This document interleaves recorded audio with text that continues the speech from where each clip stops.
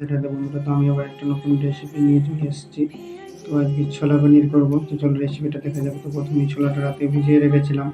তো ওইটাকে ছেঁকে প্রেসার কুকারে দিয়ে আর কিছু ছোটো ছোটো করে আলু কেটে নিয়ে তো এটাকে সিদ্ধতে বসে করে দিয়েছিলাম। তার তরকারিটার জন্য তো একটু আদা আর কাঁচা লঙ্কা আর গোটা জিরে আর ক্যাপসিকাম, তো এইগুলোকে দিয়ে, আর যারা টমেটো খাও তারা টমেটো দিতে পারো, কারণ আমার টমেটো খাওয়া চলে না, তাই দিইনি। এই যে পেস্টটা এরকম ভাবে হবে, খুব মোটাও না আর খুব পাতলাও না।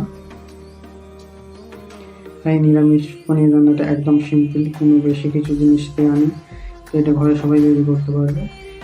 আর এই যে দেখো সিদ্ধ হয়ে গেছে, আর পনিরটা আমি এবার কেটে নেবো ছোটো ছোটো করে। তো এই যে ছোটো ছোটো করে কাটা হয়ে গেছে, তো এরকম সাইজটা হবে। তো যারা যারা আমার ভিডিও দেখছো অবশ্যই লাইক কমেন্ট শেয়ার করবে, আর এই রেসিপিটা একবার হলেও তৈরি করে খেয়ে দেখবে। যারা নিরামিষ তো খাও তারা